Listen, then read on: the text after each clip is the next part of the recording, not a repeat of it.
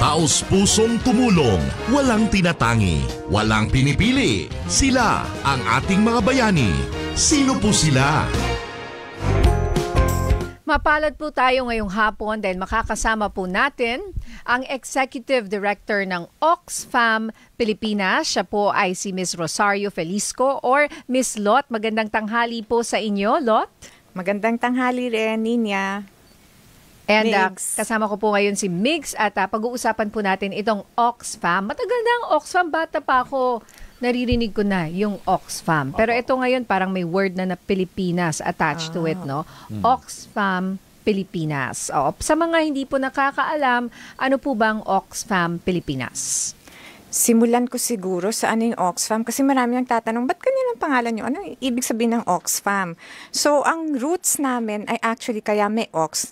Tinatag kami sa Oxford, sa United Kingdom. Noong 1940s, during the Second World War, isang grupo ng citizens ng Oxford, nagkaroon sila ng concern about the hunger that was going on sa occupied Greece in the 1940s. So nag-organize sila to mobilize resources and to be able to send food relief to Greece, which was a big feat at that time kasi wartime yun, occupied. Kaya nag-siyang Oxford Committee for Famine Relief. In short, Oxfam. So, from the 1940s, lumaki na ang Oxfam, not just sa United Kingdom. Now, there are 22 national members of Oxfam International, which is an international confederation. Kabilang na ang Oxfam Pilipinas, one of the 22.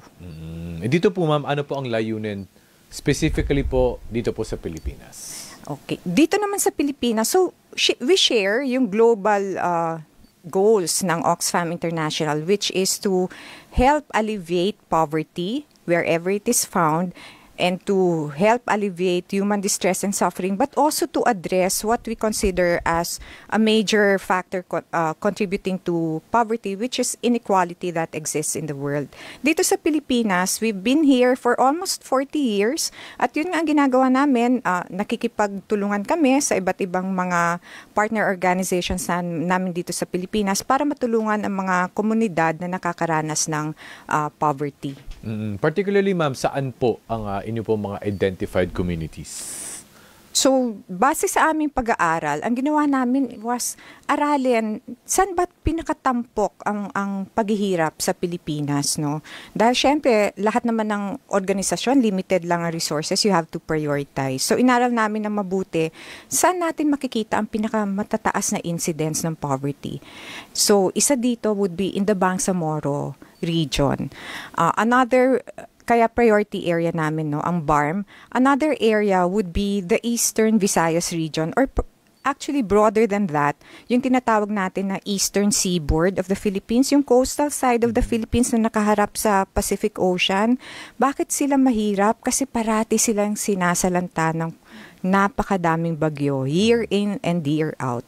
So yan ang mga priority areas namin. So makikita nyo, ang pag-intindi namin sa poverty, interlinked siya, no, with different factors like ano yung exposure nila to disasters and also ano yung experience nila of conflict and the absence of peace as we can see sa BARM.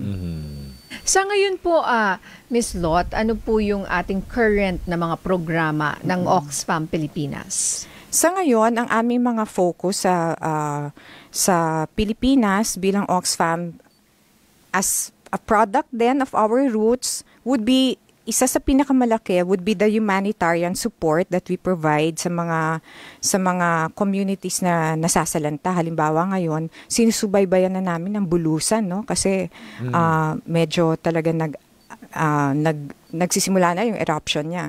So humanitarian assistance is one. Tapos yung support na binibigay namin sa mga kababaihan within our belief na isa sa pinaka-overlooked siguro na sectors in society at nakakaranas ng matinding kahirapan ay ang mga kababaihan. So that's our gender justice program. Another would be yung mga programa namin na patungkol naman sa pagtugon sa climate change dahil isa din yan sa nararanasan ng Pilipinas na malaking tayong pinaka-affected ng climate impacts in the world. because of our location and because of our different vulnerabilities. And lastly, tumutulong kami to build communities that are resilient or able to withstand yung iba't ibang shocks na nararanasan nila sa kanilang kapaligiran. Miss Lot, balikan lang po natin. Of course, sabi niyo po sa Eastern Seaboard, karaniwan ng bagyo, maliit lang na ulan, kumbaga grabe din po yung pinsala. Paano na po yung strategy ngayon at least ng Oxfam na if the residents, yung mga kababayan natin, mangyari ito, it feels like they have to start over and over again. Opo. Talagang sa kalagayan natin sa Pilipinas na on average, we have 20-21 typhoons a year and a lot of those would affect the Eastern Seaboard. Talagang isipin mo, anong gagawin mo? Kasi hindi naman pwedeng year in and year out with every typhoon, di ba? Magbibigay ka na lang ng relief. So one of the initiatives na ginawa ng Oxfam was to really push for a policy that would make all actors in government and also in NGOs not be very reactive but more proactive. Yung mahabang taon na binuhos namin dyan, nag-lead towards the enactment of yung RA 10121. That is the Disaster Management Act of the Philippines. Naging tanyag ang Pilipinas dyan kasi medyo groundbreaking approach yan to be more proactive, plan how to respond and so on. Another level of work that we do would be to help communities be better prepared, 'di ba? Malaman nila paano mag-anticipate ng mga disasters, ano yung dapat nilang gawin, saan ang mga evacuation centers, and that also means working with LGUs. Pero isa din sa maganda sigurong nagawa namin, inisip kasi namin, paano ba to? Talaga bang every time na lang magbibigay tayo ng relief after a bagyo? So actually, ang naisip namin was, hindi mo naman kailangan mag-antay ng bagyo para malaman na magre-relief assistance ka. Kasi meron na tayong data to show ito ang frequency ng bagyo, ito ang likely impact niya. Therefore, ang ginawa namin was to use yung data na yon para makapagbigay ng support sa mga communities even before the typhoon would strike. Katulad ng ma'am? Katulad ng mga anong suporta po? So, in this case, ang pinaka-priority sa amin would be to be able to provide cash even before a typhoon strikes. Bakit yun mahalaga? Kasi binibigay mo dun sa mga pamilya at dun sa mga naapektuhan yung kakayahan na sila mismo ang magdesisyon paano kami makakapaghanda. So, imbes na mamigay ka ng pagkain after the typhoon strikes, pag binigyan mo sila ng cash before the typhoon hits based on the data you have about likely impact, sila nakakapagdesisyon. Ang kailangan namin gawin halimbawa is patibayin yung bubong. So, bibili sila ng pangpatibay ng bubong o gagawin nila yung mga typhoon guards para hindi na malipad yung bubong, para hindi na sila mga ilangan ng shelter assistance after. So yan, nagagawa namin na unti-unti. At sa palagay namin, hindi lang sa effective yun, no? Mas pa dahil binibigyan mo rin ng mas dignidad yung mga tao na sila yung nagdedesisyon kung ano yung gagawin nila. Yun. Kumbaga, empowered din sila to make their decisions. Depende naman yan kung ano yung pangangailangan ng bawat household, ma'am. Tama po? Tama. And that's really such a key word na salamat at pinasok mo sa conversation yung sense of empowerment na hindi sila nag-aantay ng ano yung ibibigay sa kanila, pero dahil may kakayahan sila magdesisyon,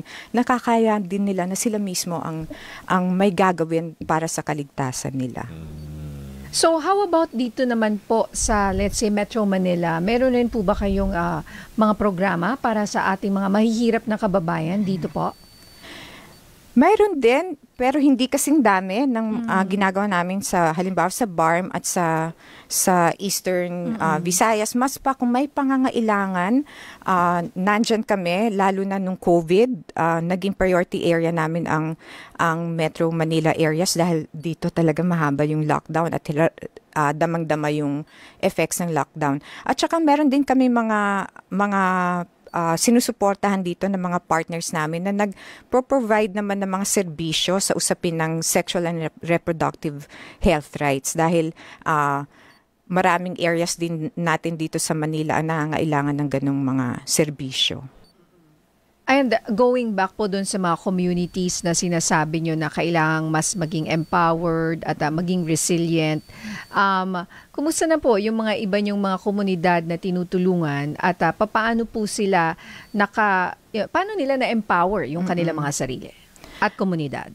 Ang maganda dito, nakikita namin talaga na pag binubuhusan natin ng panahon, yung tulungan ng mga komunidad na sila mismo nakakapag-usap-usap, sila nakakapagplano, at meron silang nakakabuo sila ng sarili nilang analysis o pagsusuri ng kondisyon nila nang gagaling sa kanila, nakakapag-recommend din sila ng mga solusyon. Kaya nakakapagbuo sila ng sarili nilang mga proyekto, halimbawa, no?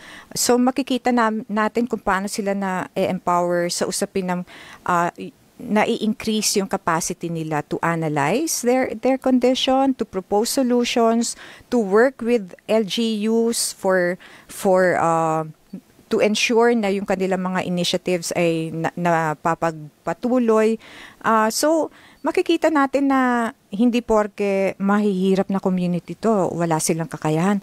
Meron silang kakayahan. Kailangan lang natin pagbuhusan ng panahon na sila ay mabigyan ng pagkakataon na i-harness yun at i-nurture. Opo. Ma'am, baka po pwede niyo pong ma-emphasize ito pong isa po sa inyong mga objectives na preventing gender-based violence.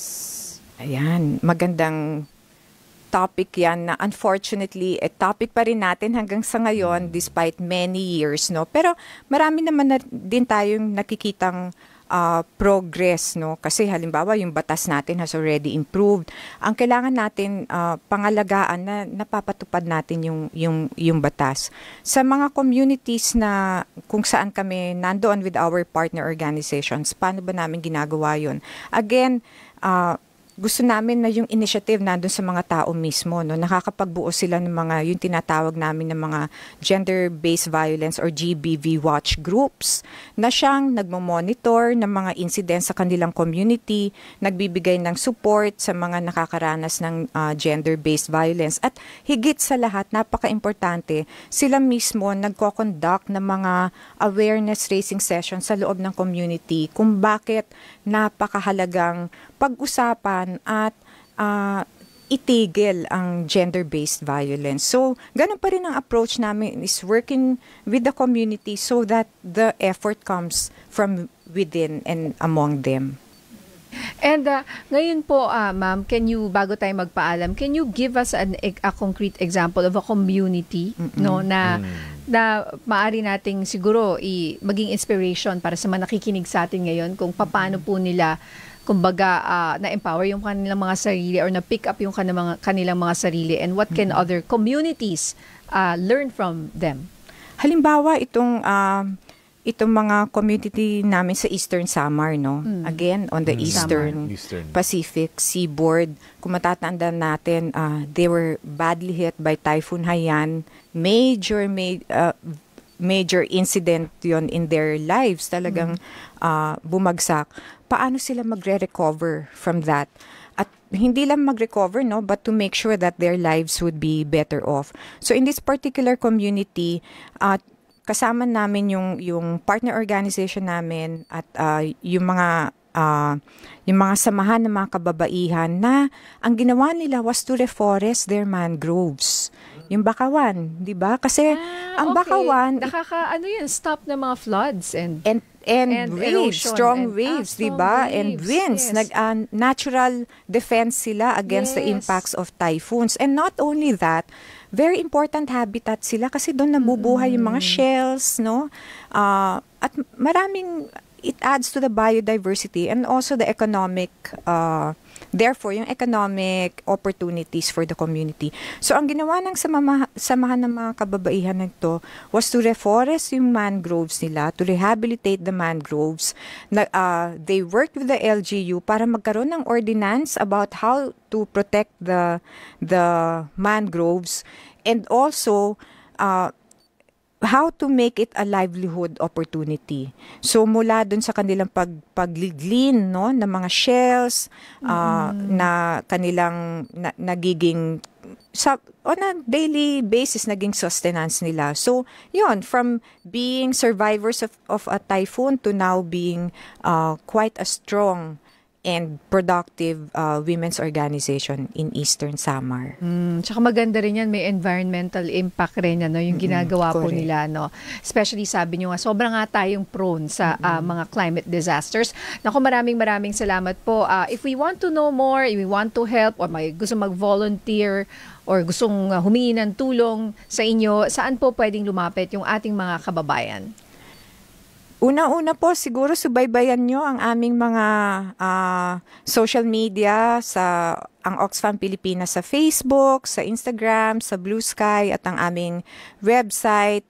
At bago po magtapos, gusto ko lang sabihin din na hindi namin magagawa ang lahat ng ito kung hindi dahil sa mga partner organizations namin. Sila talaga yung backbone namin. Pero dahil mahigit 30 sila, hindi ko maiisa-isa. Pero gusto ko lang kilalanin na sila talaga ang aming katuwang sa lahat ng aming ginagawa. Nako, maraming salamat po at mabuhay ang Oxfam Pilipinas. Rosario Lot Felisco, ang Executive Director ng Oxfam Pilipinas. Maraming salamat po. Maraming salamat, Ninya at Migs. Thank you. Thank you. Thank you po.